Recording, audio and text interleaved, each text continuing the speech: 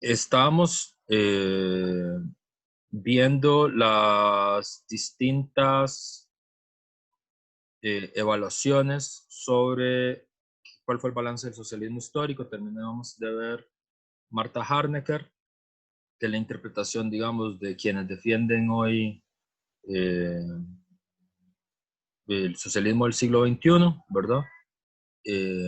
Cuyos principales referentes intelectuales en América Latina son, bueno, era Marta Harnecker, que murió recientemente, pero vivos, los dos principales referentes intelectuales son Atilio Borón y Álvaro García Linera. Pues, este último es el vicepresidente de Bolivia, está exiliado en México y que es por mucho el más interesante de todos ellos. Eh, y ahora vamos a ver otra tradición, ¿verdad? Otras dos tradiciones que son las de la tradición digamos, trotskista, referenciada con los trotskistas, que es la de Martín Hernández. Este es el texto que vamos a ver, es el veredicto de la historia, que Martín también va a estar en una de nuestras clases, creo que la próxima, tal vez, no estoy seguro. Eh, Ahora me puedo fijar en el corte. Eh,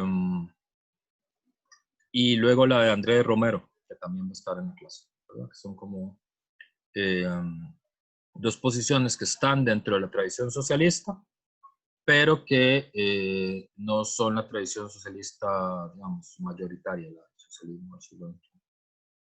Entonces, para empezar, okay, aquí en el mismo modelo, así como medio de presentación básica, también habíamos dicho que esto es como importante responder a a estas como pues, grandes preguntas sobre el balance de la experiencia del socialismo del siglo XX. Y, suave, ¿qué lo está pasando aquí?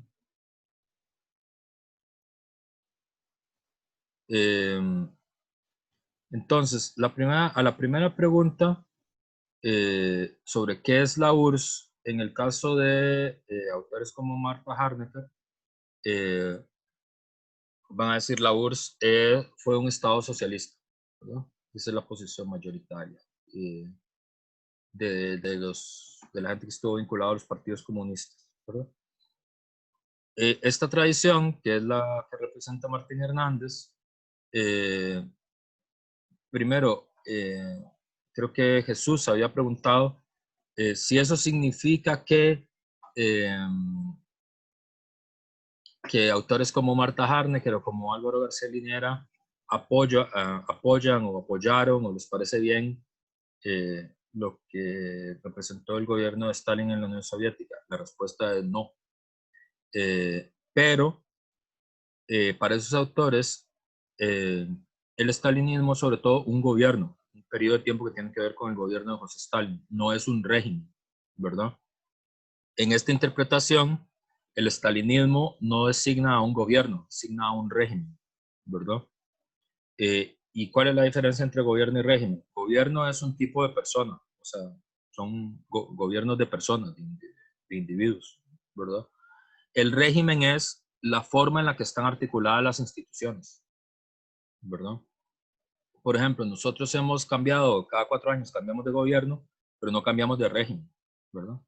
El país tiene un régimen presidencialista, se le dice, ¿verdad? Que es un sistema basado en la democracia procedimental, donde la principal institución es la presidencia de la República, ¿verdad?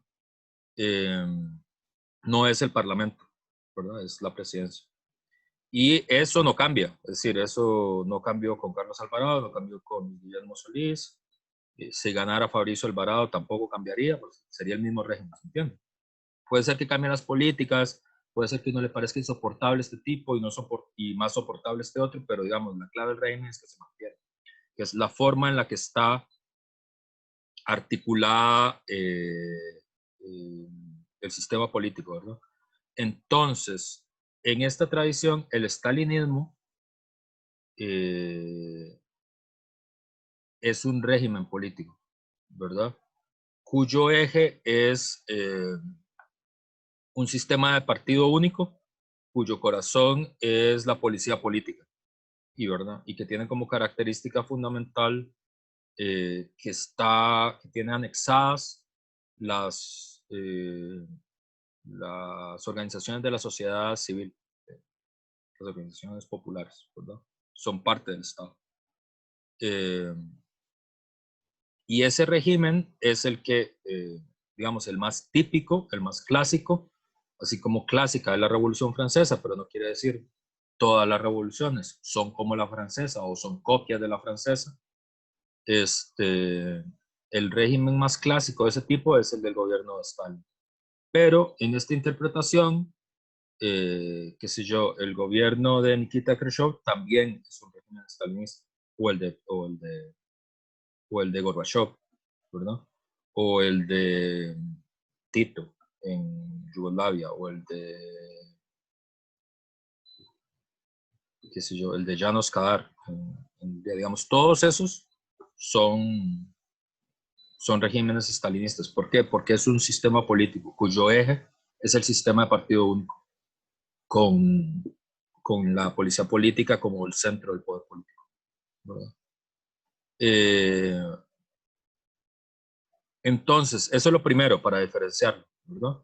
Entonces,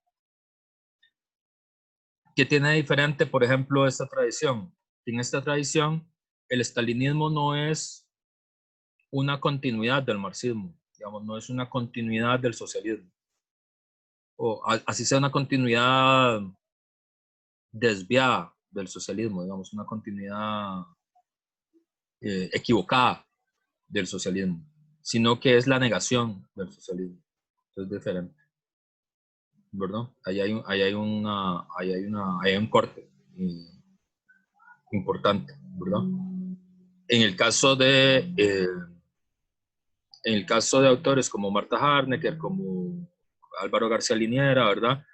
Entonces, hay momentos en los que se habla de errores, ¿verdad? Errores que hay que rectificar, pero como siempre que hay un error, ese error se rectifica, pero hay una continuidad, ¿verdad? Aquí no hay esa idea, ¿verdad? De hecho, el gran texto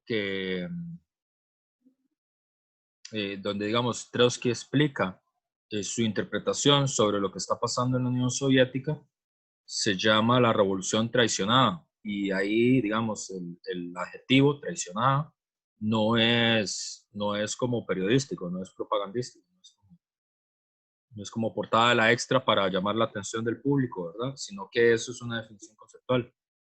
Porque,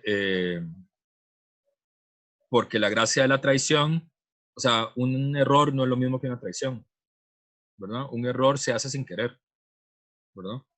O sea, cuando uno comete un error en matemática, uno no quiere equivocarse, ¿verdad? Recuerden cuando uno, qué sé yo, cuando uno estaba aprendiendo álgebra o logaritmos o cualquiera de esas cosas, ¿verdad? En mate, ahí el profe le explicaba cómo era la cosa, uno veía si la agarraba en el aire bien, porque lo hacía bien, si no la agarraba en el aire, se equivocaba, ¿verdad? Y entonces el profe le decía, hey, eso está mal, la derivada está mal, la demostración de eso está mal. Y uno decía, ah, sí, ya entendí, está mal, lo corrijo, ¿no? Y continúo con el proceso, ¿verdad? Entonces, eso es un error, y los errores nunca son intencionales, ¿verdad? Uno no se levanta y dice, hey, qué chiva, me voy a equivocar, ¿verdad? A veces uno tiene errores muy grandes o muy tontos, ¿verdad? Que si yo, no ponerle el nombre al examen, ¿verdad? Y perder puntos por eso, es un error como tonto, ¿verdad? Pero bueno, uno puede cometer ese error, es un error tonto, pero es un error, no fue queriendo hacer eso, ¿verdad? Pero la traición no tiene ese carácter, ¿verdad? La traición como concepto es muy interesante, primero primero porque la traición no se ve venir, es decir, nadie puede agendar una traición, ¿verdad? No es una cosa que se pueda planificar, ¿verdad? No dice, dentro de 3 meses voy a traicionar mi lealtad al Deportivo Saprissa. No funciona así. La traición siempre se comete en el círculo íntimo, ¿verdad? Es decir, usted solo puede traicionar a la gente que está íntimamente vinculada a usted, al inner circle, al círculo interior, ¿verdad? Por eso es que, por ejemplo, la palabra traición se usa mucho, por ejemplo, en las relaciones de pareja, ¿verdad? Que es justamente una persona con la que uno tiene una relación particularmente estrecha, ¿verdad? En política también, ¿verdad? La traición siempre ocurre entre aquellos que son parte del círculo interior. Sí, Lucía, adelante. Profesor, entonces, disculpe, el motivo por el que se le decía a Trotsky traidor era justamente por la visión que tenía del estalinismo, o por qué fue que se le dijo traidor. Sí, digamos, a él se le considera, no, a ver si me explico mejor. El texto de él, el texto clásico de él, se llama La Revolución Traicionada, el texto que escribe Trotsky. Un texto que inspira, digamos, el trabajo de Martín Hernández, que es el que ustedes leyeron, ¿verdad? En ese texto, La Revolución Traicionada, Trotsky, analizando lo que hay en la Unión Soviética, analizando el gobierno de Stalin, ¿verdad? Dice, lo que hace Stalin a la revolución es una traición. O sea, no es un error. ¿Se entiende? El culto a la personalidad, que es lo que la categoría que usa Nikita Khrushchev, no es un error, ¿verdad? Es un error que hay que rectificar, ¿verdad? Pero no es una traición, es un error, ¿verdad? Puede ser un error muy grave, pero es un error. Entonces ahí digamos, la característica fundamental es la continuidad. En el caso de la obra de Trotsky, ¿verdad? En esta obra, en La Revolución Traicionada, que es donde él construye el concepto de Estados Obreros Degenerados, él dice, lo que está pasando en la Unión Soviética no es un error, es una traición, ¿verdad? Es una traición. Y ese término es un término que no hay que tomárselo como que si fuera propaganda periodística, digamos. La traición tiene varias características, ¿verdad? Uno es del círculo interior, ¿verdad? Del grupo interior del proceso. ¿Qué quiere decir? A ver, ¿cómo les digo?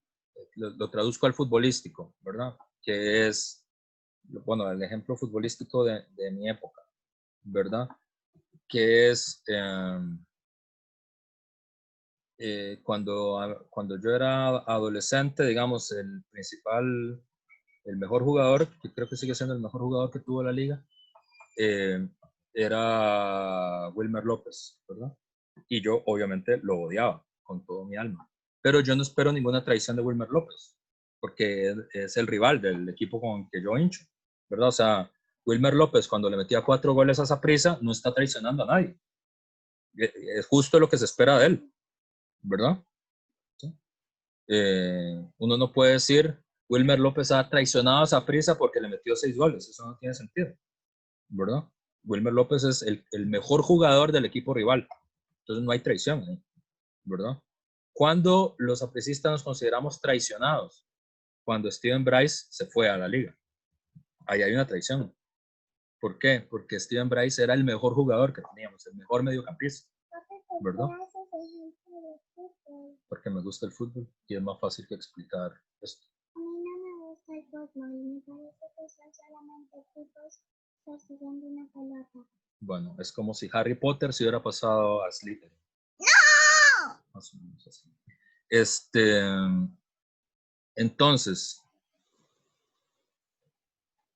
esa idea es la idea de la traición, quiere decir, la negación de lo que la revolución socialista era, no viene desde fuera, no viene de las potencias imperialistas, no viene desde los grupos capitalistas, sino que viene desde el interior del proceso, en el nombre del bolchevismo, en el nombre de la tradición marxista.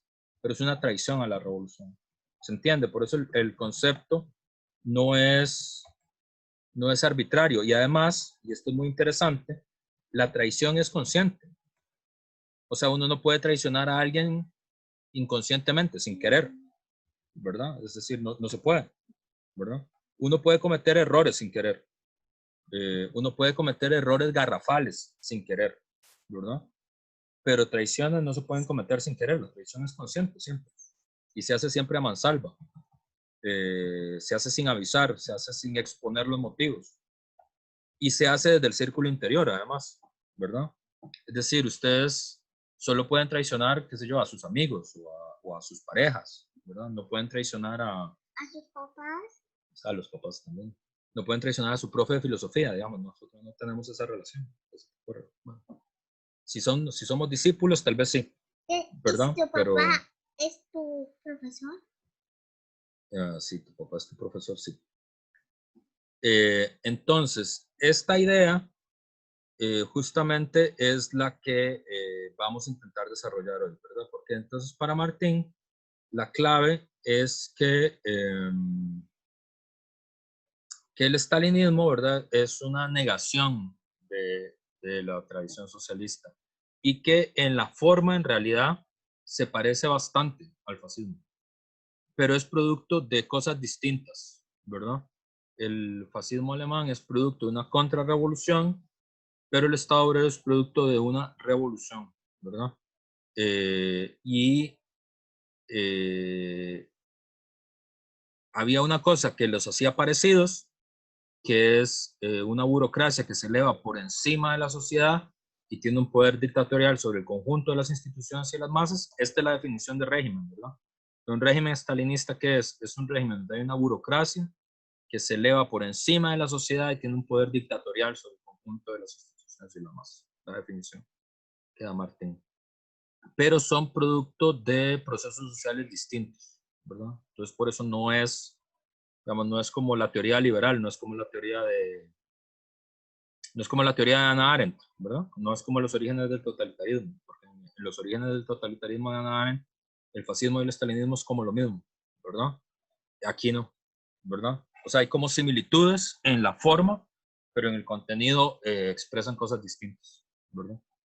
Entonces, ¿qué sería la URSS? Bueno, ¿qué fue el estalinismo? Es esto, es un Estado obrero degenerado. Es un Estado que es producto de una revolución social, pero producto de un conjunto de procesos sociales. Uno, el retraso de la revolución internacional.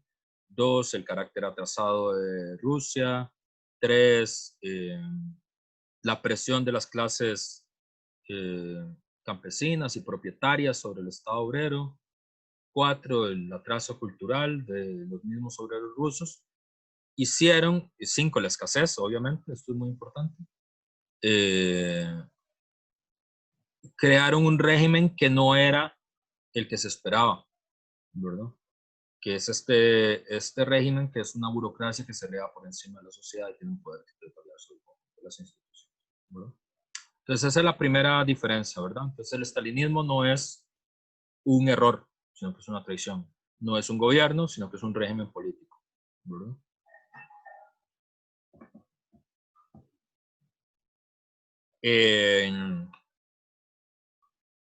Pero entonces, las sociedades como las que había en la Unión Soviética son superiores al capitalismo.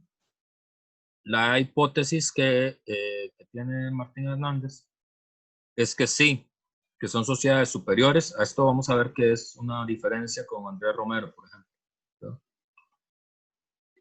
O con Castoriadis, o con la tradición anarquista, ¿verdad?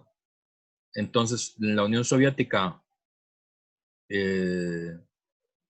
sí representa, digamos, una sociedad superior, una forma social superior al estalinismo, al capitalismo, perdón, pero la burocracia desnaturaliza esa forma superior, ¿verdad? Entonces, Martín Hernández, en el texto que ustedes están leyendo, dice: Trotsky, junto con definir a la burocracia stalinista como contrarrevolucionaria, como contraria a la revolución, y llamar a su derrocamiento revolucionario, porque Trotsky está a favor de la revolución política en la Unión Soviética, que ahí otra vez lo que hay es una metáfora con la Revolución Francesa, ¿verdad? Trotsky lo que dice es, bueno, así como en la Revolución Francesa hubo una revolución social primero, que le dio el poder a la burguesía en contra de los reyes y los señores feudales, pero luego hubieron varias revoluciones que fueron perfeccionando la Revolución Francesa, ¿verdad? Porque está la de 1789, luego la de 1793, luego la de 1815, luego la de 1830 y finalmente el trabajo de la Revolución Francesa termina como en 1848, ¿verdad? Son varias revoluciones políticas en medio de una revolución social. Entonces él veía una cosa parecida en la Unión Soviética, ¿verdad? Hay como una metáfora, porque no se les olvide que siempre, y esto es muy interesante desde el punto de vista del pensamiento político, los seres humanos abrimos el futuro pensando en el pasado. Es una cosa muy rara. O sea, como lo nuevo usamos para explicar lo viejo que ya conocemos, ¿verdad? Y yo les había dicho que, por ejemplo, los revolucionarios franceses, los jacobinos, cuando hicieron la Revolución Francesa, lo que imaginaron que estaban haciendo era restaurando la democracia originaria de la Roma antigua, ¿verdad? Y por eso es que usan esos términos como el Comité de Salvación Pública y el Comité de Salud Pública, ¿verdad? Y la República y la Virtud. Y todos esos términos no los inventaron ellos. Esos términos vienen del lenguaje de Cicerón y del lenguaje de los republicanos romanos, ¿verdad? Y los bolcheviques, otro tanto, hacen como ese mismo movimiento, ¿verdad? Ellos se veían a sí mismos como una especie de reedición, digamos, de la Revolución Francesa, pero ahora dirigida por los obreros, ¿no? Como la Revolución Francesa y la Comuna de París fueron como los ejemplos históricos con que más pensaron Lenin, Trotsky, ¿verdad? Qué era lo que estaba pasando en la Unión Soviética, en Rusia. Y entonces ellos imaginaban un poco eso, ¿verdad? Trotsky lo que dice es, claro, aquí lo que pasa es que Stalin es como Bonaparte, ¿verdad? Es decir, hay un primer momento de la revolución que es dirigida por los jacobinos, de la Revolución Francesa, es dirigida por los jacobinos, por Robespierre, por Marat, y él se identifica con esta gente, ¿verdad? Y luego viene el golpe de Termidor, y luego el golpe de Brumario, y Napoleón se vuelve a nombrar emperador, ¿verdad? Pero la revolución social ha triunfado, lo que se necesita es una nueva revolución, pero política, que cambie el régimen político, pero no las relaciones sociales de producción, ¿sí? Entonces, eso es como la diferencia de Trotsky, ¿verdad? Para él consideraba que las bases conquistadas de la Revolución de Octubre, que son estos tres pilares, continúan en pie. Esto es muy interesante y es muy importante para entender la tradición del socialismo y del socialismo histórico y del socialismo contemporáneo, porque estas tres medidas son el corazón de lo que se llama la economía planificada y son también el corazón de la política económica socialista, ¿verdad? Que eso es muy vacilón porque por el espectro ideológico contemporáneo, digamos, por el peso que tiene gente como Trump, o como Bolsonaro, como Fabricio Alvarado, todo este tipo de, de nuevos conservadores, ¿verdad? Hay como una idea como que las medidas socialistas son como, no sé, como el Medicare for All, ¿no? Como la salud pública para todos, ¿verdad? Como que eso es una medida socialista. Y aunque, sí, adelante, José. Digamos, comúnmente se suele confundir el keynesianismo, que es esa medida económica del capitalismo que es básicamente aumentar las regulaciones y brindar servicios públicos, lo que es el socialismo, digamos, implementado en el siglo XX.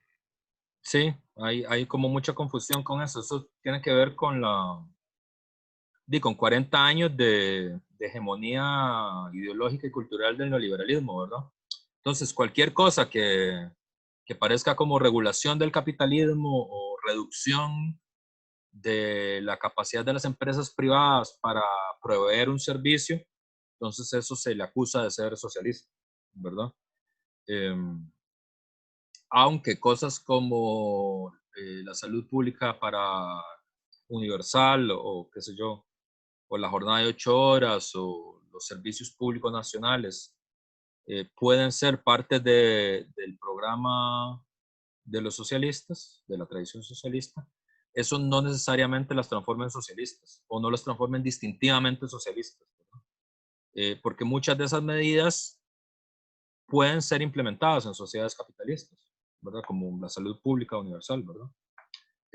Digamos, Costa Rica es un país capitalista y tiene salud pública universal. Digamos, no, eso no lo hace menos capitalista, ¿verdad? O hubo sociedades capitalistas que tenían un sector nacionalizado de la economía muy grande, ¿verdad? Como el 60, el 70% de la economía estaba nacionalizada. Eso no las hace socialistas. En el lenguaje, qué sé yo, de Eli Feinsack y de esa fuente inagotable de conocimientos, que es la página 15 de La Nación, pues dicen que sí, ¿no? Qué sé yo, no sé. Poner, bueno, ese es el nivel del debate en Estados Unidos, ¿no? La idea como que un sistema de salud universal es la instauración del comunismo por la vía de la medicina. Pero eso es porque ha habido 40 años de ofensiva ideológica neoliberal muy agresiva. Pero en realidad, medidas económicas como la salud universal, la jornada de 8 horas, inclusive menos, la jornada de 6 horas, que fue implementada en Francia en el año 36, no son medidas, ¿cómo se dice? Distintivamente de tradiciones socialistas, ¿verdad? Y entonces, ¿qué sí es como, qué tipo de medidas son las que sí solo estados obreros, es decir, estados controlados por los trabajadores, producen? Estas tres siempre se consideraron durante el siglo XX que eran las medidas distintivas, que son la economía estatizada, la mayoría de la economía estatizada, o para ser más preciso, los principales medios de producción estatizados. Eso es la fórmula. Y de entre los principales medios de producción estatizadas, las industrias, sobre todo.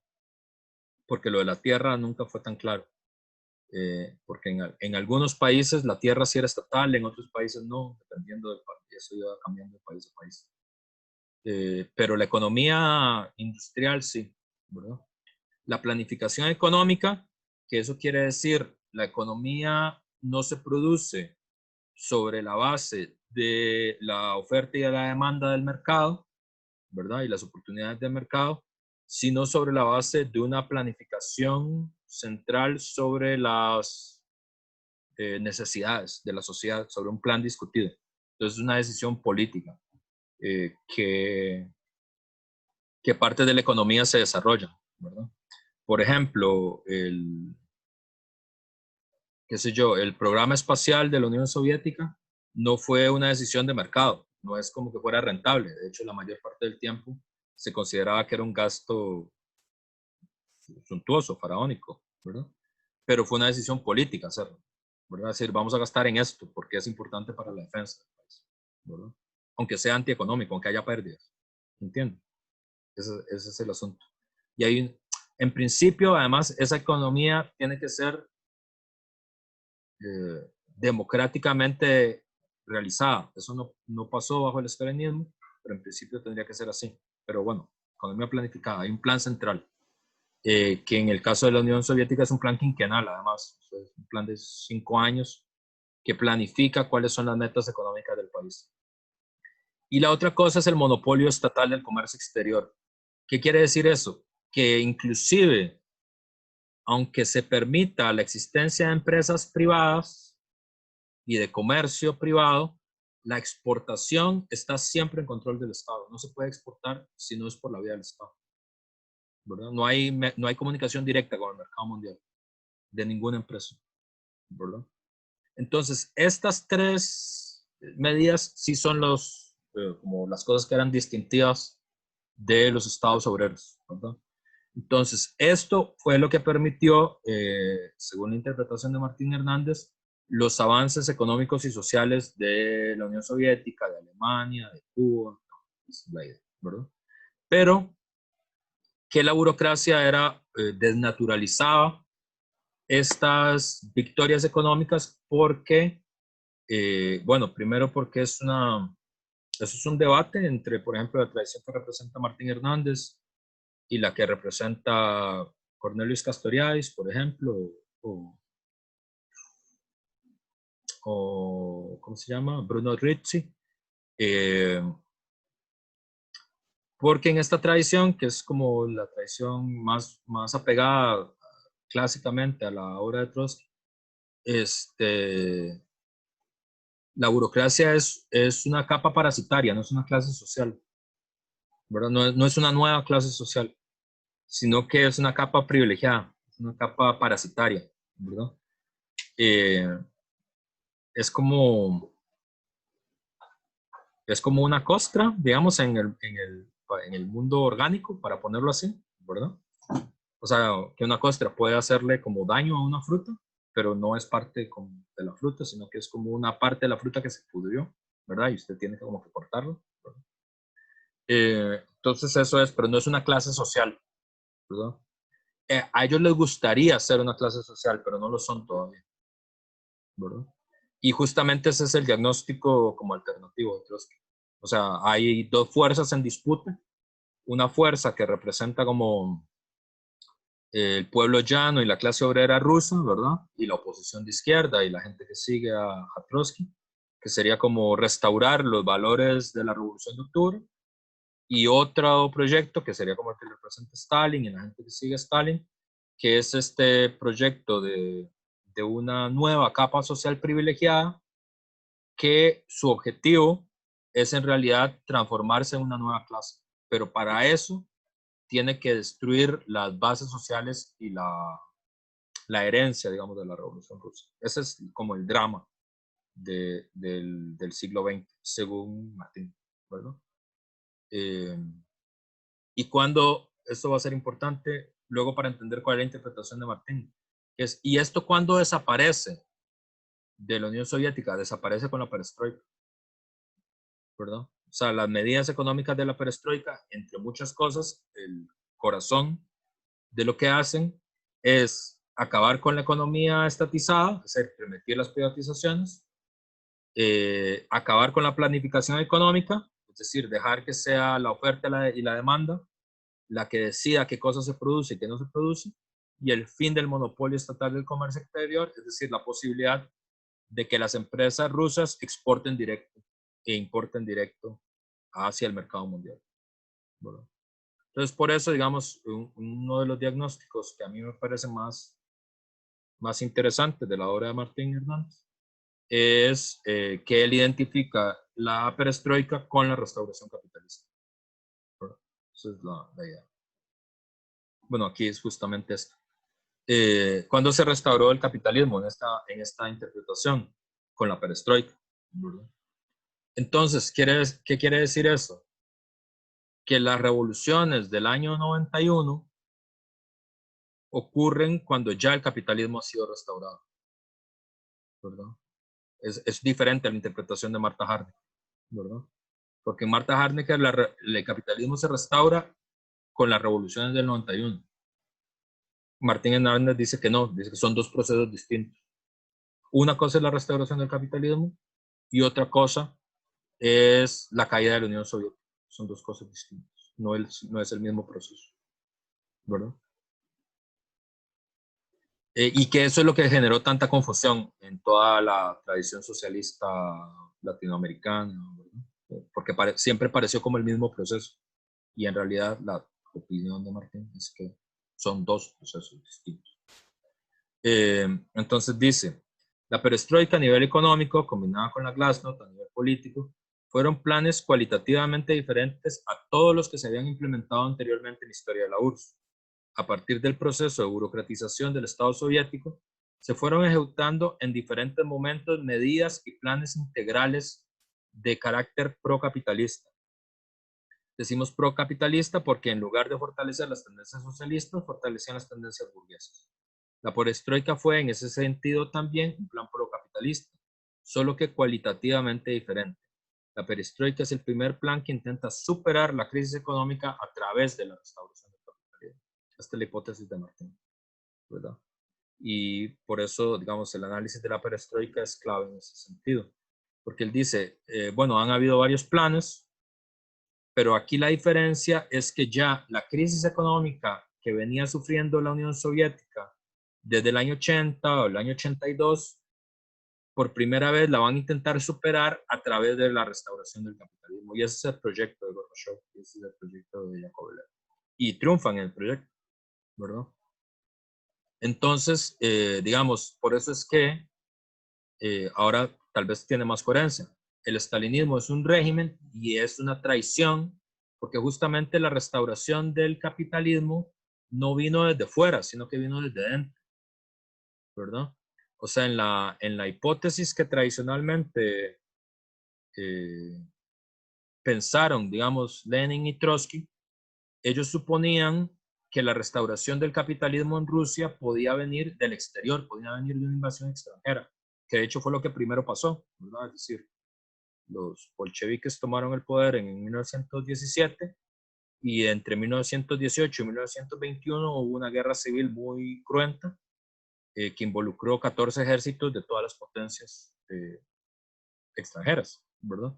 Entonces, y Trotsky, cuando escribe La Revolución Traicionada en el 36, él piensa que el estalinismo es tan peligroso porque está debilitando la capacidad combativa de la Unión Soviética y que es posible que justamente por eso Alemania gane la guerra y restaure el capitalismo en Rusia, ¿verdad?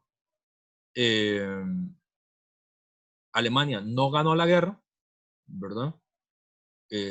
No por el talento, digamos, del estalinismo, sino por el heroísmo, digamos, del pueblo soviético, esa es la interpretación, pero no pudo deshacerse de los regímenes estalinistas y a partir de ahí la crisis continuó hasta que eventualmente el estalinismo restaura el capitalismo, ¿verdad? No por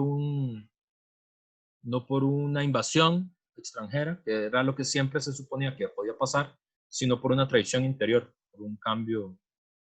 eh, por un cambio desde adentro, ¿verdad? Curiosamente, y esto es vacilón, inesperado, un poco, yo no sé si ustedes han leído esta novela, que es escrita por un extrotskista, de hecho, por George Orwell, que se llama 1984, es una novela muy famosa. Pero no es 1984 la que quiero hacer referencia. La novela famosa es 1984.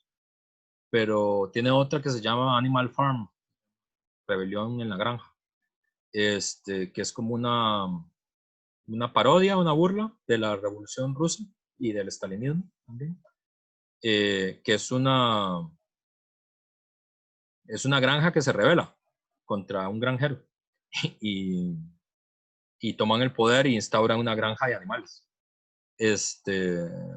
Y es muy vacilona porque son personas, o sea, son personajes históricos, ¿no? O sea, Napoleón es como Stalin, Snowball es como Trotsky y eso es muy divertido. Es como muy inteligente, digamos. Pero es un cuento, ¿verdad? Es una ficción.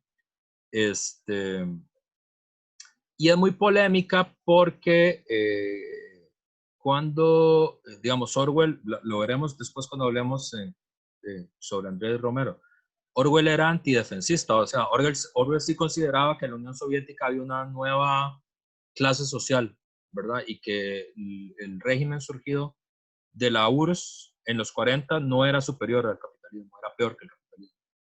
Y por eso escribe 1984, ¿verdad? Todo eso. Que luego tal vez les explico más esta interpretación del fenómeno socialista en el siglo XX. Pero el punto es que en Animal Farm la gracia es que estos animales que se rebelaron y que hicieron una granja de animales, hay un momento en el que se vuelven seres humanos, ¿verdad? O sea, se vuelven otra vez granjeros, ¿verdad? Entonces, un poco eso es como el perestroika. Digamos, el cambio no vino de que otras granjas de seres humanos invadieran la granja animal para restaurar el poder de los viejos granjeros, ¿verdad? Que fueron derribados, sino que los cerdos, que son como la élite dominante de la granja, se transformaron en seres humanos, ¿verdad? Eso es como la idea, ¿verdad? Por eso es que la imagen de la traición es como adecuada, eso no es gratuita, que digamos tiene sentido la explicación de esa forma. Bueno,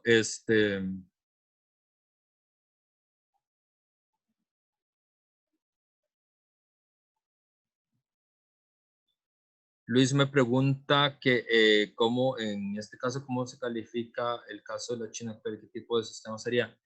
Luis, te respondo después de la pausa. Entonces vamos a hacer la pausa de ahora. Son 51. Nos volvemos a ver a las 12:01 y ya regresamos. No, ahora sí. Gracias. Te repito lo que acabo de decir. Para explicar la pregunta de Luis, como ¿qué sería entonces China? Ali, vas a arruinar la silla, mi amor. No, es ligerita. Entonces, la definición oficial del régimen chino es que en China lo que hay es socialismo de mercado, ¿verdad? En principio, ambas cosas son contradictorias entre sí, la definición socialismo y mercado, ¿verdad? Pero esa es la definición oficial del régimen. Y como, digamos, justamente es una de las polémicas dentro de la ideología del Partido Comunista Chino. China sigue siendo un estado socialista de mercado, porque sigue estando bajo la dirección del Partido Comunista Chino, ¿verdad? Entonces, y esa es también una de las razones, digamos, por las cuales los partidos referenciados con el Foro de Sao Paulo, con el socialismo del siglo XXI, consideran que China en un cierto sentido es como progresiva frente a los Estados Unidos, porque aún gobierna el Partido Comunista Chino. Esa es la interpretación oficial, ¿verdad? Eso es muy interesante porque, aunque es menos conocido, pero eso está explicado en el libro de Martín Hernández, pero no estoy seguro si en la parte que les puse a leer o no, como no tienen que leer todo el libro, no sé si está en esa parte, pero en la parte donde habla sobre China explica esto. En realidad, la primera perestroika que existió, nada más que no se llamó perestroika, fue una cosa en China que se llama las 4 modernizaciones, que el que impulsa eso es un señor que se llama Deng Xiaoping. Cuando Mao muere y hay una lucha entre la élite del Partido Comunista, ¿verdad? Que termina con el aprisionamiento de la viuda de Mao, de la banda de los 4. Y empieza una cosa que se llama las 4 modernizaciones, que eso lo vota el Partido Comunista Chino en 1978, que son exactamente las mismas medidas que luego se van a implementar en la perestroika. Es decir, es el inicio de un proceso de privatización de la tierra primero y luego de las empresas más pequeñas. Luego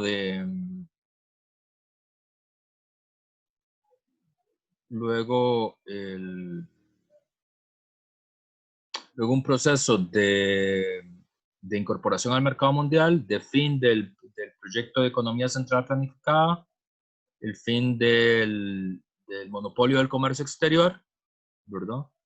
Y finalmente, en el último tramo de aceptación constitucional de la propiedad privada, ¿verdad?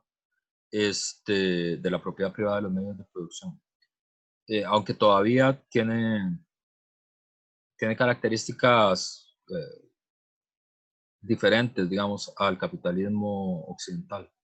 Pero, digamos, en la interpretación de Martín Hernández, China preservó el régimen stalinista, pero es una sociedad capitalista.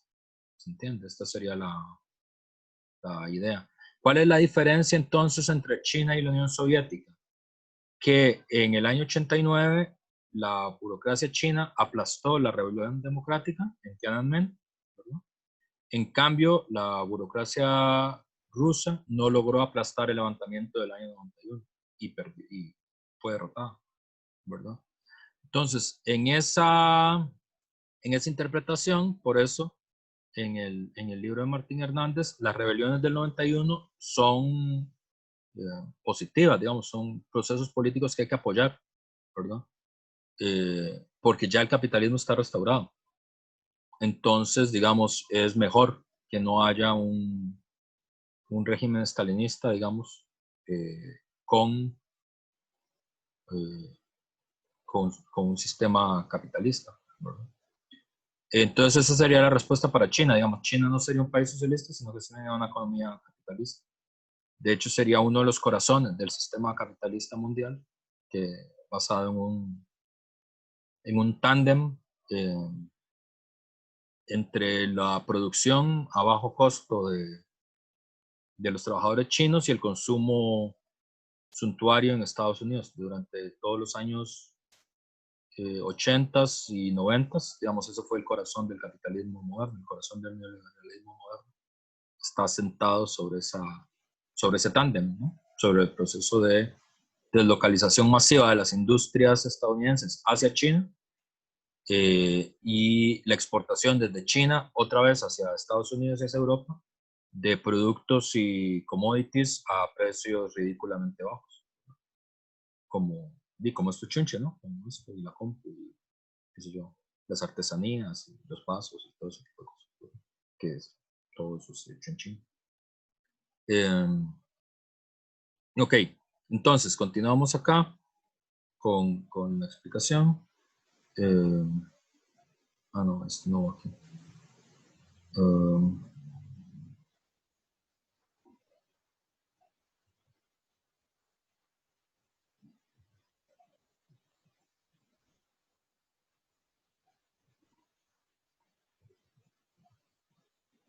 Ya, acá.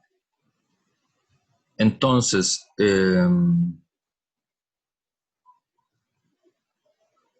esta es la evaluación que se hace de la perestroika, ¿verdad? Esta es la valoración que se hace de las movilizaciones del año 91, ¿verdad? Entonces, en la definición de Martín Hernández, en realidad, las movilizaciones del 91 son revoluciones democráticas, digamos, revoluciones contra una dictadura que ya había restaurado el capitalismo, ¿verdad? No es como aparece en la interpretación de Marta Harnecker, que es un poco como botar al niño con el agua sucia, ¿verdad? Como esa idea. Sino que es que ya el proceso de restauración capitalista había ocurrido antes de eso. Y justamente, bueno, lo que él dice es, este hecho, sin duda alguna, fue sumamente negativo. Es en sí mismo la máxima expresión de la crisis de dirección revolucionaria. Si la historia hubiese parado allí, hoy estaríamos posiblemente ante una de las más grandes derrotas de la historia del proletariado mundial. Pero la historia no se detuvo allí. Después de que la burguesía retomó el poder, las masas fueron a las calles y derribaron a sus agentes, con ellos los regímenes dictatoriales, estalinistas de partido único. Y esto es claramente progresivo. Entonces, esto es un punto de litigio muy importante, porque en la interpretación de Martín Hernández, los procesos del 91 son progresivos porque destruyen al estalinismo. Esta polémica también se mantiene hasta nuestros días, por ejemplo, en relación con si hay que apoyar o no hay que apoyar a los rebeldes sirios contra Assad, ¿verdad? O si hay que apoyar o no hay que apoyar las movilizaciones en contra de Maduro en Venezuela, o si hay que apoyar o no hay que apoyar las movilizaciones en contra de Daniel Ortega en Nicaragua, ¿verdad? Y justamente tienen que ver con, no con una cosa como coyuntural, arbitraria, digamos, sí, táctico coyuntural, sino que tiene que ver con esta mirada más de balance de qué fue lo que pasó en el siglo XX, ¿verdad? Y cómo eso se proyecta hacia nuestro siglo. Esta es la tercera interpretación, ¿verdad? La que hace Martín en el veredicto de la historia, ¿verdad? Que ahí el concepto clave, ¿verdad? Que hay que retener es el Estado obrero degenerado, ¿verdad? Estado obrero degenerado burocráticamente. Y la idea de que es una hipótesis alternativa, ¿verdad? Es que la Unión Soviética no es una sociedad socialista, sino que es una sociedad de transición. La transición quiere decir, o bien se restaura como la dinámica socialista que tenía en sus orígenes la revolución bolchevique, o la misma burocracia se va a encargar de restaurar el capitalismo por la vía de una traición interna. Ese es el pronóstico, ¿verdad? Y esa es como la tradición como distintiva de trotskista, clase. Dentro de, ahora vamos a ir a la tercera, ¿verdad? De gran interpretación de qué fue lo que pasó en el siglo XX, que es la interpretación que hace Andrés Romero, ¿verdad? Que lo que, bueno, que ustedes van a leer es Andrés Romero, y que se conoce como el debate entre, el nombre no tiene mucha gracia, ¿verdad? Pero se conoce como el debate entre defensistas y antidefensistas, ¿verdad? Que no le dice mayor cosa a uno, ¿verdad? Porque se llaman así, pero tiene que ver con justamente dentro de la tradición marxista, no estalinista, digamos, dentro de la tradición marxista, que no defiende que el gobierno de Stalin sea un gobierno, sino que es un régimen, y que ese régimen es una ruptura con la tradición socialista, ahí se decantaron dos posiciones, ¿verdad? Una que es la que, digamos, la trotskista clásica, que se conoce como defensista, ¿verdad? Y otra posición que es menos homogénea, o sea, que no está asociada tanto a una corriente de pensamiento, sino como a distintos intelectuales que se plantearon así el problema, es una tradición que por rivalidad se le dice antidefensista. ¿Y por qué defensista y antidefensista?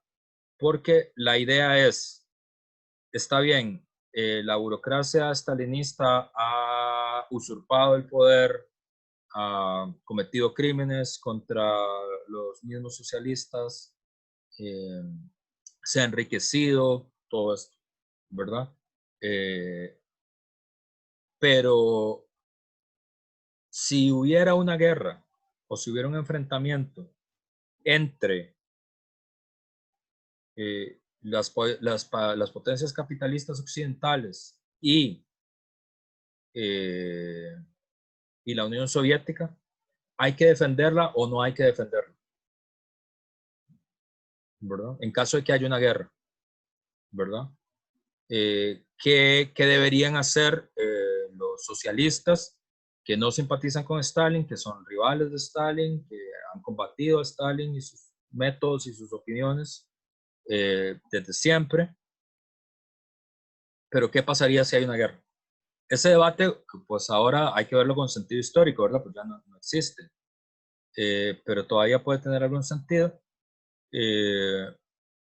Pero no se les olvide que ese debate, que es un debate de los años 30 y de los años 40, se da en un periodo que efectivamente luego hay una guerra, ¿verdad? Una guerra la segunda, ¿verdad? Donde hay una agresión de una potencia imperialista a la URSS, la agresión de Alemania a la URSS y la agresión de Japón a la URSS. Y además luego hubo más guerras, ¿verdad?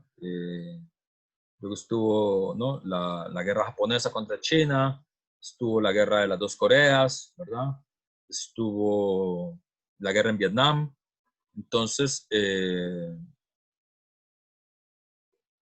este problema era como importante, ¿verdad?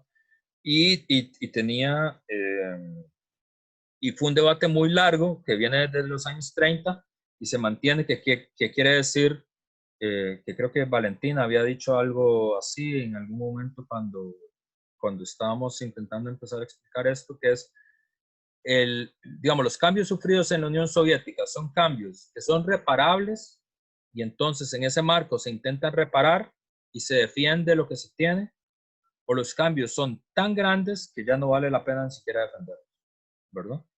Que son dos posiciones distintas, ¿verdad? Y ese debate viene como de largo, ¿verdad? Y la primera definición, o sea, tiene como varios aspectos el debate. La conclusión política es si la URSS tiene que ser defendida o no frente a una agresión imperialista. Pero el debate está en varios puntos, y el primer punto de debate es si la burocracia soviética es una clase social o es una casta parasitaria, ¿verdad? Y eso que parece como una cosa de forma, ¿verdad? No, es muy importante, ¿verdad?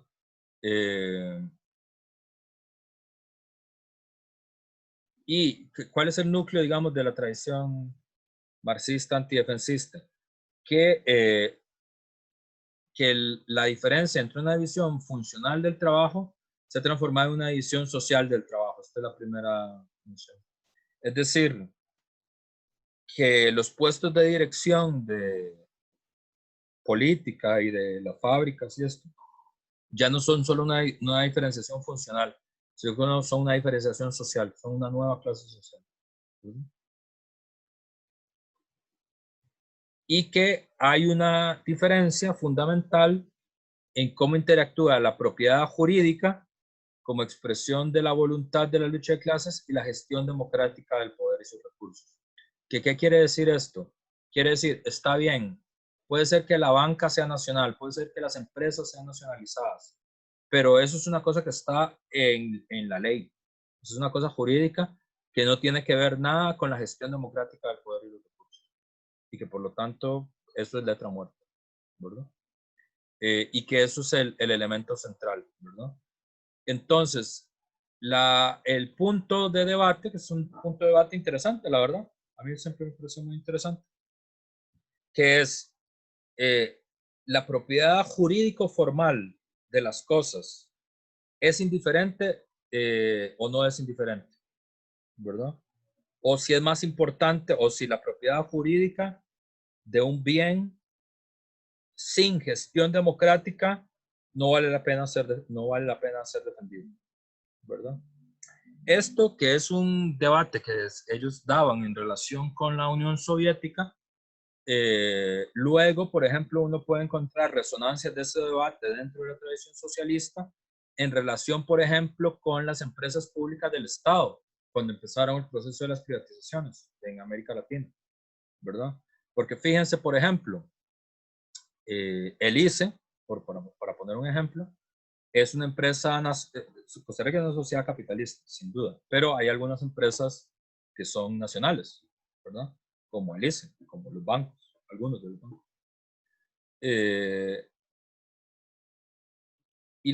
Y es obvio que el ICE es una empresa con una gestión muy autoritaria, muy vertical, no tiene ni siquiera representación de los trabajadores en su junta directiva, la caja sí la tiene, pero el ICE no. Es desarrollista, tiene una burocracia dorada, ¿verdad? Tiene un equipo de gerentes y de técnicos muy bien pagados, súper bien pagados, que en el estrato superior se funden con la misma clase burguesa dominante, ¿verdad? Y es funcional a los intereses de las grandes empresas, ¿verdad? Porque el ICE está hecho en sus orígenes sobre todo para facilitar la electrificación de los grandes proyectos capitalistas, agrocapitalistas, de los vencedores de la guerra. Pero entonces, con todo eso, ¿vale la pena defenderlo, o para defenderlo habría que defender que solo vale la pena defenderlo si hay una gestión democrática del poder y los recursos? Entonces, es un debate interesante, ¿verdad? Es decir, la propiedad jurídica nacional de una empresa, eso no es relevante en la lucha, digamos, por el socialismo, ¿verdad?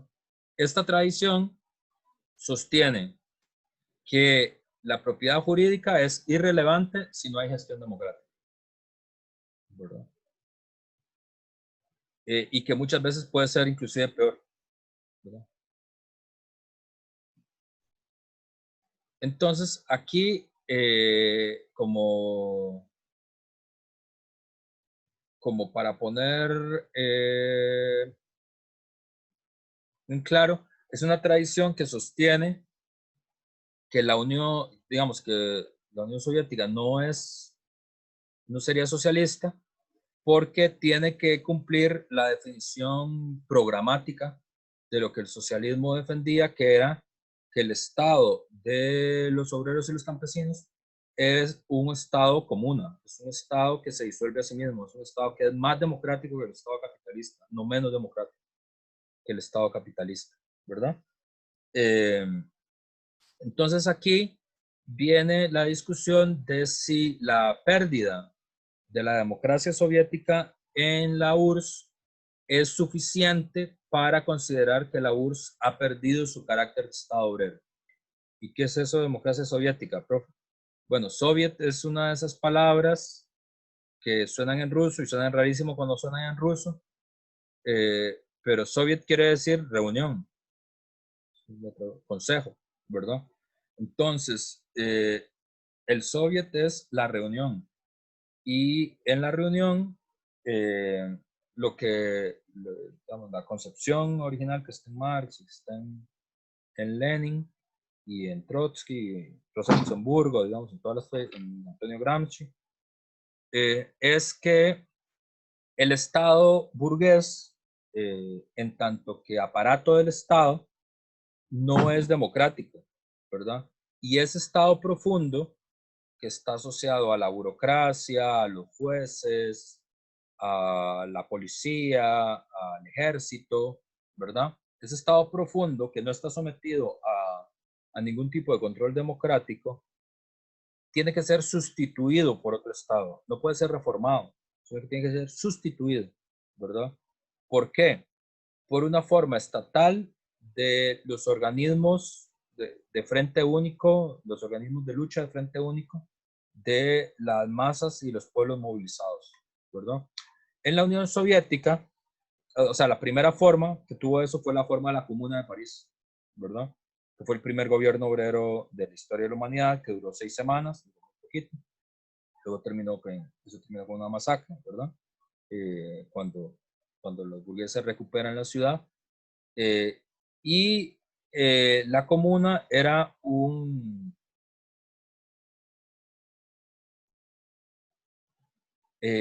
una forma de Estado, digamos, que es una institución que representa a las masas directamente movilizadas, ¿verdad?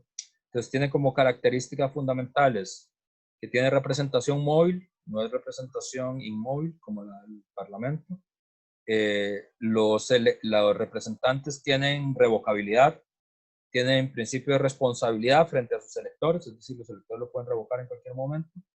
Es un órgano que es simultáneamente ejecutivo y legislativo, no hay tripartición de poder, sino que solo hay ejecutivo, que es también parlamentario, digamos que también es legislativo, y los funcionarios públicos son todos electos a todos sus niveles, es decir, los jueces, la policía, el sargento del ejército, todos los oficiales son electos de alguna forma, no hay puestos permanentes y nadie puede ganar más que un obrero calificado, ¿verdad? No hay representación política superpagada. Eso es muy interesante, a mí es de las cosas que más interesantes siempre me han parecido de la Comuna de París, porque uno siempre considera que ser político es un oficio, ¿verdad? Yo siempre ponía un ejemplo que, que ya no me sirve porque ya cayó en desgracia, pero es el ejemplo que siempre lo usé para explicar esto, que es Otto Guevara, ¿verdad? Ustedes tal vez ya no lo conocen, pero fue un político muy prominente en Costa Rica entre 1998 y todavía hasta hace, no sé, unos 5 años. En algún momento parecía que podía ganar la elección, nunca la ganó. Pero la gracia es que él siempre era el candidato del partido, siempre era el candidato a presidente, era candidato a presidente o diputado, candidato a presidente o diputado.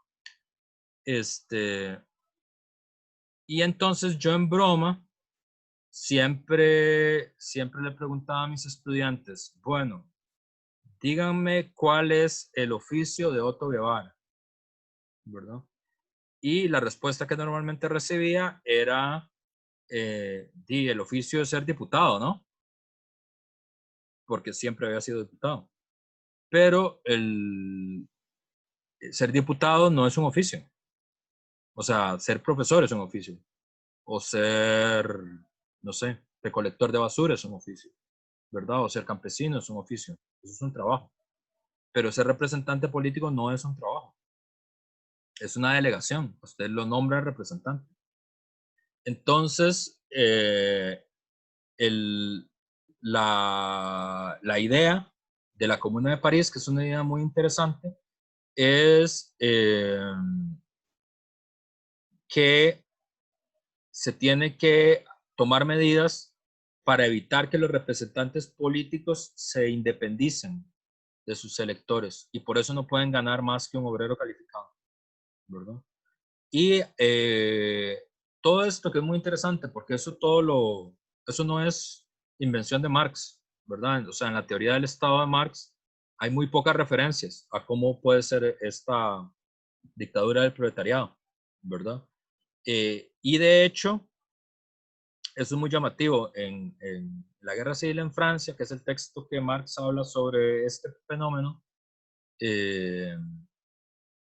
¿Sí, José?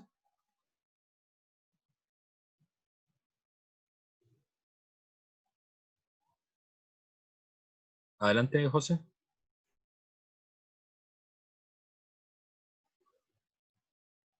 Creo que José se quedó pegado. Bueno, José, apenas recupere la conexión bien, me pides y te doy la palabra. Creo que ya. Ya, ahora sí. Sí. Es que no quedamos, la idea de la comuna como tal, al menos entendida desde el pensamiento anarquista, es más que todo, digamos, una estructura organizativa en la que, digamos, todos se supone que en algún momento de su vida deben ser representantes. O sea, todos deben tener incidencia política directa. Sí, O sea, son cargos tanto elegidos como, digamos, tanto por votación como al azar, digamos, se supone. O sea, se puede hacer de las dos formas, pero la idea es que todo el mundo en algún momento de su vida ocupe un cargo, digamos, de representante comunal. Sí, sí, Y por sí. ende, digamos, si todos son representantes, entonces los representantes políticos no pueden, digamos, adjudicarse derechos o beneficios que los demás no tienen, porque todos son representantes, o sea, no ganan en base a su cargo ni nada parecido, o sea, simplemente es una función más, un deber ciudadano, o bueno, un deber como parte, digamos, como miembro de la comunidad. Sí, esa es la idea.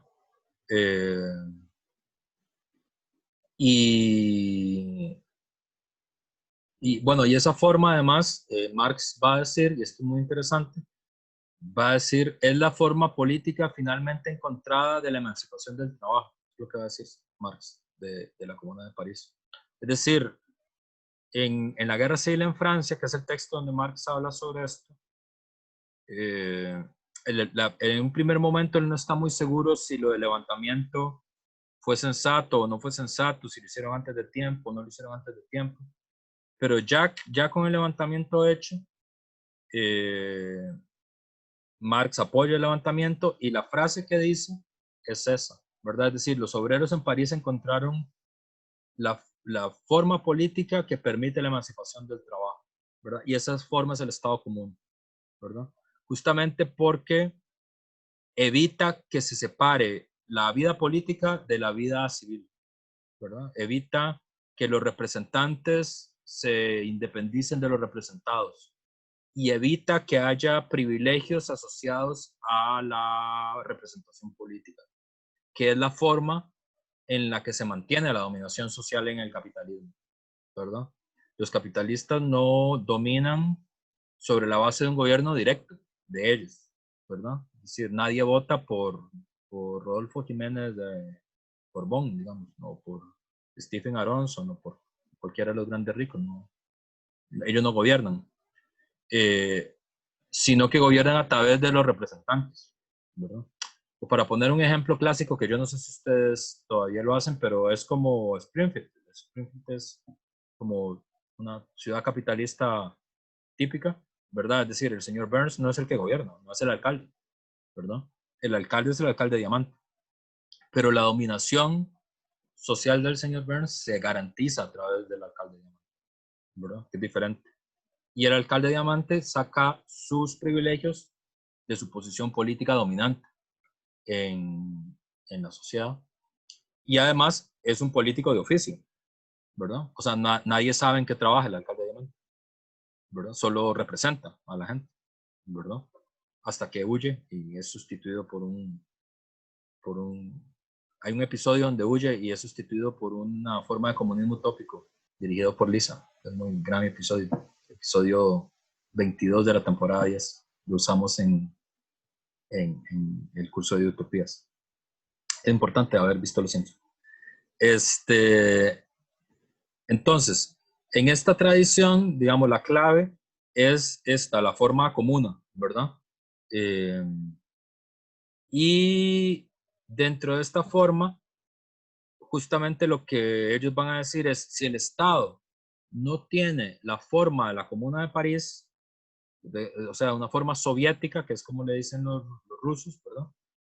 Porque soviet es consejo, ¿verdad? Y entonces, durante el levantamiento de 1905, los obreros, los campesinos y los soldados se reunieron en consejos de obreros y campesinos y soldados, ¿verdad? Pero eso en ruso se dice soviet, ¿verdad? Entonces quedó el nombre, que suena rarísimo, ¿verdad? Pero digamos, ese es el concepto, ¿verdad? No la palabra. Aquí hay una definición de Andrew Nin, que es un marxista catalán, que justamente explica cómo en qué consiste eso. Y la idea es que si no hay una forma soviética, si no hay una forma clásica y programática de lo que se supone que el Estado obrero tiene que ser, entonces en realidad no es un Estado obrero, ¿verdad? En la Unión Soviética, la democracia soviética ya para el año 21 estaba sustituida por el ejército. Entonces, en esta versión, desde que los soviets desaparecen y desde que la democracia soviética desaparece, la democracia en los soviets y la democracia en el Partido Comunista, entonces la URSS ya no es un Estado obrero, es otra cosa, ¿verdad? La gracia está en definir qué es esa cosa y ahí hay distintas posiciones, ¿verdad? Entonces, el antidefensismo, justamente, la teoría que la deformación burocrática de la URSS ha llegado a tal nivel que no es posible defenderla frente a una agresión militar, ¿no? ¿Cuáles antecedentes hay de la teoría antidefensista? El antecedente, aunque están un poco separados, porque son como son como corrientes como paralelas, pero separadas, ¿verdad? Porque habíamos dicho, la tradición anarquista es una tradición también comunista, ¿verdad? Es decir, están a favor de un estado, de una sociedad sin estado, sin mercado, sin dinero y sin clases sociales.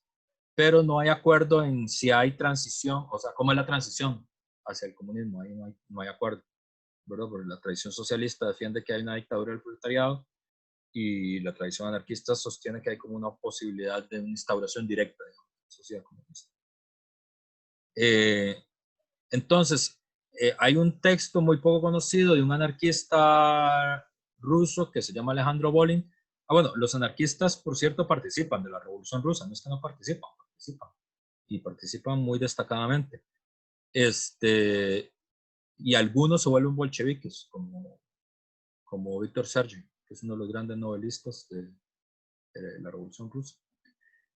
Y Volin, en el año 21,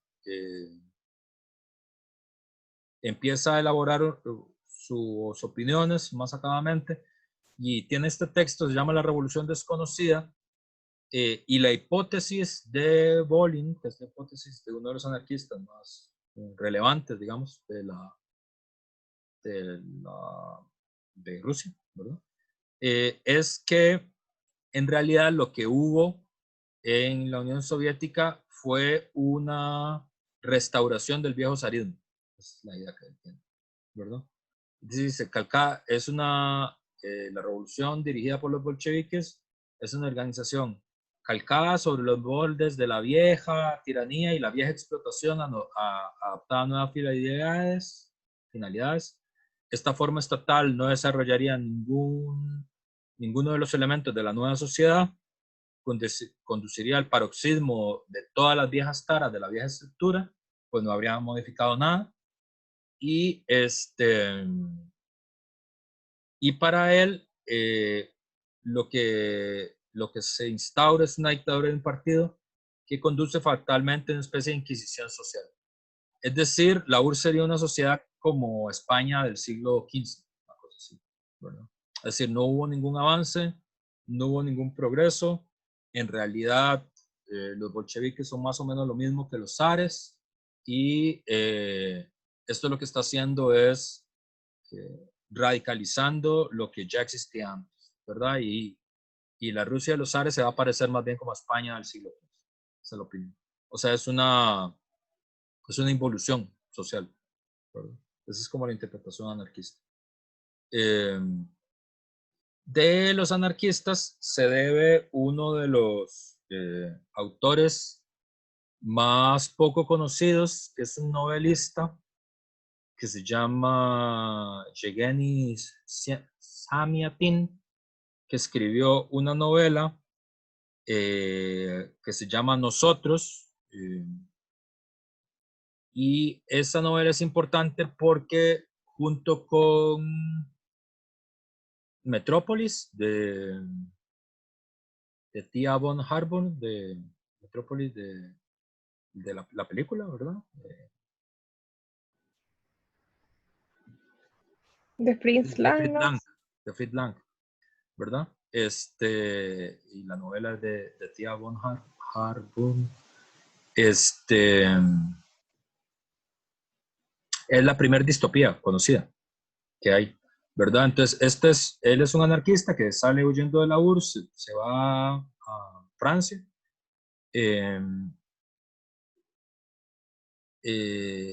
y escribe esta novela que es una especie de denuncia política, y denuncia que lo que hay es una sociedad de perfecto control total, cuando ya no queda nada con qué compararse y cuando ya todo el mundo se rige por el mismo sistema. Fue escrita en 1920, fue publicada en inglés en el 24, y estuvo prohibida en la Unión Soviética hasta el año 88, ¿verdad? Y que ambos, nosotros de Semyatin y 1984 de Orwell, se pudieron leer hasta el año 88 en la Unión Soviética. Y es gracioso porque es la primera gran distopía, es anterior inclusive a 1984. Según la chismografía literaria y de la izquierda política, que yo no puedo confirmar, pero les cuento el chisme, Dicen que Orwell le robó todas las ideas a Samiatin, en realidad.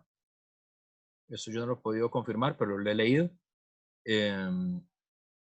Pero sí, digamos, la novela, pues, que está traducida al español, se puede conseguir.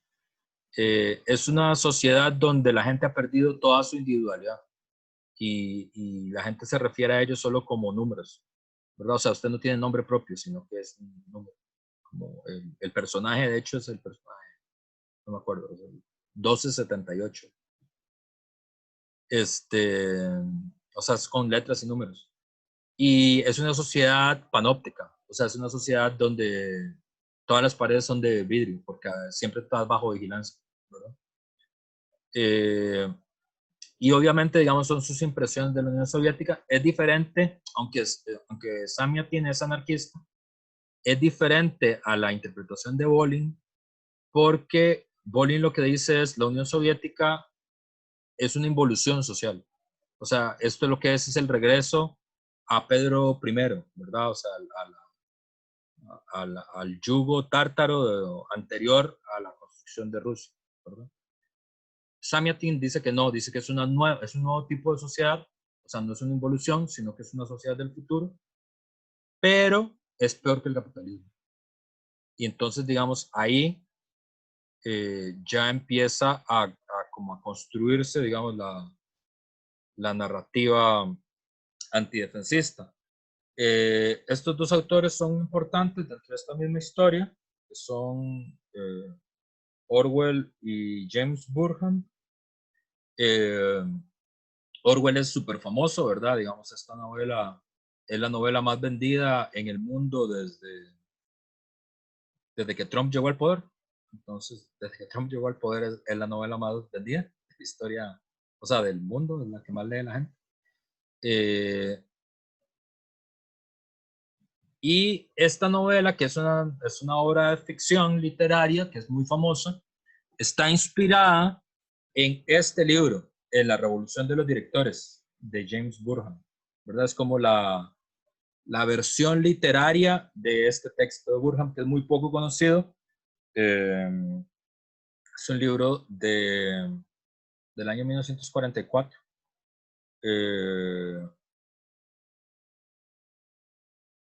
Y James Burham es importante porque él y Max Chapman son dos trotskistas que en el año 38 tienen un enfrentamiento con Trotsky, un enfrentamiento político, ¿verdad? Teórico, que se conoce en la tradición trotskista como el enfrentamiento con los antidefensistas, de ahí es que viene el nombre, ¿verdad? Y Max Chapman y Burham, un poco como impactados por el pacto Ribbentrop-Molotov, por el acuerdo que tiene Stalin con Hitler para repartirse Polonia y Finlandia, ellos llegan a la conclusión de que la Unión Soviética ya no es más un Estado obrero, es otra cosa, ¿verdad? Y que por lo tanto no hay que defender a la Unión Soviética frente a una agresión, ni siquiera frente a una agresión de Alemania, porque en realidad tiene un acuerdo con Alemania. Y eso produce una polémica que dura 2 años, una polémica que se puede seguir en un libro de Trotsky, que es uno de los mejores libros de Trotsky, que se llama En defensa del marxismo.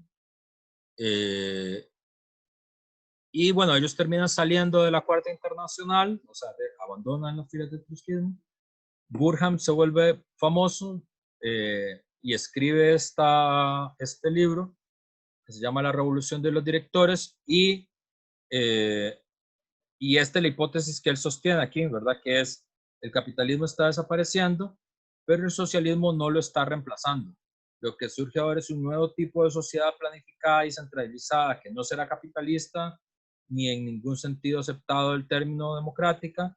Los gobernantes de esta sociedad nueva serán las personas que controlan de forma efectiva los medios de producción, esto de los ejecutivos, los técnicos, los burócratas, los soldados, que Burham mete en el mismo saco bajo la denominación de directores, que es el nombre del libro, se llama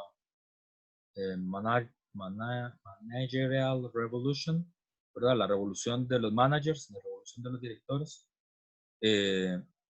Esta gente eliminará a la antigua clase capitalista, aplastará a la clase obrera y organizará a la sociedad de tal modo que todo el poder y el privilegio permanezcan en sus manos, ¿verdad? Entonces, esta es la hipótesis de Burham. En este libro de Burham, que es un libro de política, de sociología, es decir, Burham dice, esto es lo que va a pasar, ¿verdad? Está inspirada la novela de Orwell, que Orwell no dice eso, Orwell escribe una novela de otra cosa. Pero él compartía un poco la idea de Burham, ¿verdad? Aquí hay otra idea, ¿verdad?